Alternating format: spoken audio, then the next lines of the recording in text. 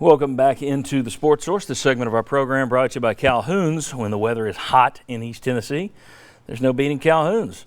Indoors at the bar or enjoying any of their farm-fresh local recipes, or outside on the patio or deck. Catch the breeze or enjoy their AC. Head to Calhoun, the taste of Tennessee, especially in the hot, hot summer. Calhoun's, 9 area locations. All right. We are walking through Tennessee's football schedule month by month, game by game, quarter by quarter. This segment, let's take a look at the month of October, which once again doesn't fall Tennessee's way because two of your best foes are in October. Let's take a look. Georgia, after the open date, you got at Florida, then you got an open date, then you come back, you play Georgia. They will also be coming off of an open date before taking you on. They were 11-3 last year. Athlon has them at number 3 in the country. They pick them to go 12-1 in the SEC this year.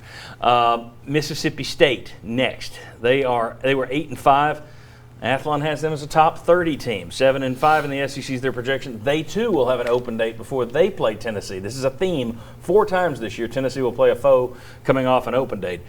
Then you go to Alabama, 14-1 last year. Athlon thinks they're going to go 13-0 and beat Georgia in the SEC championship game this year. They will be playing at Texas A&M before they face you. And then South Carolina, which has been, if you want to draw a line at Tennessee's flip-flop, this is one of them. South Carolina, a team that's kind of taken UT's spot in the upper half of the SEC East in the last 10 years. They've got them. Athlon has them top 30 team as well. And once again, to remind you, Tennessee's ranked 47th in Athlon's poll. It's just one poll, but just to give you a little something to play with. South Carolina will be playing Florida before playing the Volunteers. Gentlemen, any month where you face Georgia and Alabama 2 out of 3 weeks, that's a bad month. Yeah, and I'm not sleeping on Mississippi State either. I mean, I think Tennessee's going to have a bad time with Mississippi State. South Carolina's got your number.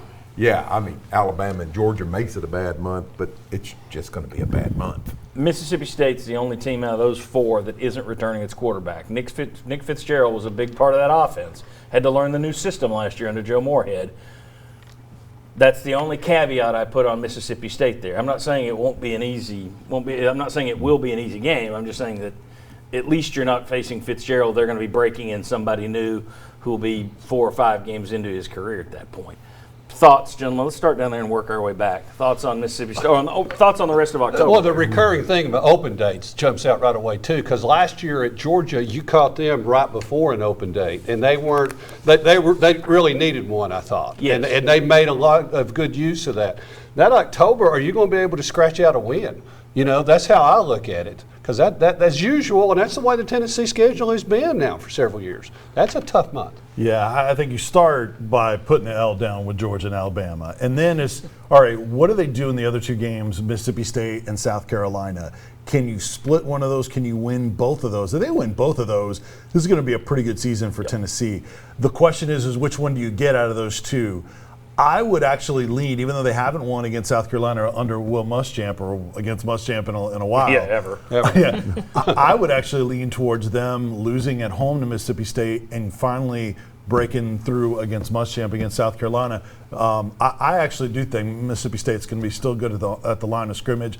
That for that reason, I would say it's going to be tougher for Tennessee to win that game. Yeah, I'm kind of with you. You can't go over, but I think almost as important as the wins and losses, you got to stay healthy. Yeah. This team does not have a margin of error to lose guys. They're already thin, and when you go play Georgia and Alabama 2 out of 3 weeks, you know, last year you saw Jarek Arantano came out of that pretty bruised and beaten, but you got to get a win somewhere. I think, you know, like you guys were saying, I think that Mississippi State and those South Carolina games, I think those are both kind of coin flips.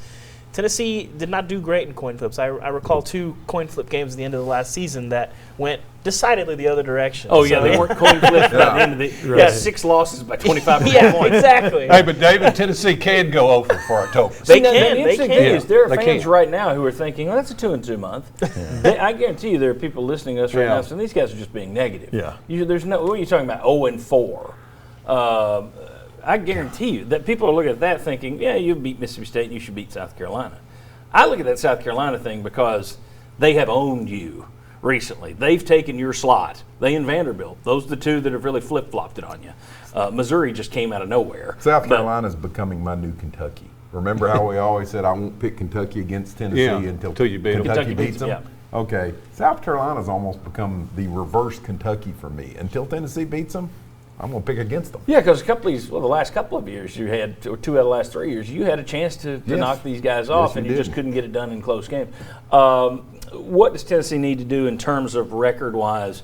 I would look at it and say, Well, 2 You and hope 2 to would be be 2 and 2, 2 and but- 2 would be, to me, would be really good, but at least get a win. Like David was saying, boy. don't go 0 for October. If you play well, you can be 2 for 2. But I mean, that's what we're talking about. let's Tennessee, put that back up, please. Yeah, that's what we're talking about. Is Tennessee is not good enough on either line. And when you're not good on either line, you can lose almost any game. Yeah. Basically, they're average on the defensive line, below average offensive line, and you don't play well in any of those games, you're in trouble.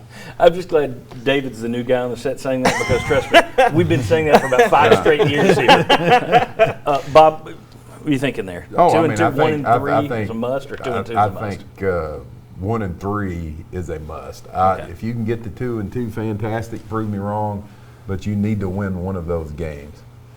I think they're improved enough to where they should be able to get one of those games, either Mississippi State or South Carolina. There's a potential there, and like David said, it's how you're playing if you're healthy. But I think they could very well be underdogs in all 4 of those games. What do you think? They could be. They very well could possible. be. I mean, would Mississippi State be the one that you would look at? And look at the SEC East against the SEC West. Right. That's improved a little bit last year, but the West was an 80% winner. We're going to talk about swing games later. October is your swing month, not just because it's in the middle, but I think Sure. you're right. If you come out of that 0 for 4, it's not a good year, no matter how well you spread. If you win a couple there, then I think that it's hard for it to shape up to where that's not a good year. Well, if so you I come- think it's a if you- huge month. I If mean, you come out of it 0 for 4, you could be on a 5-game losing streak. Man, it's almost, to You take know. a basketball phrase, John, survive and advance. I mean, get through that healthy and win you a game, and you got a chance to go bowling at the end of the season. and just for those 4 teams last year were a combined 40 and 15. Yeah. Now that's last year, but that is a tough month. All right, for about 30 years, the Vols owned the month of November. That changed about 2005 and hasn't been the same since. Can Tennessee flip the script back the way it should be, or the way it used to be, I should say? Come on back, we'll discuss.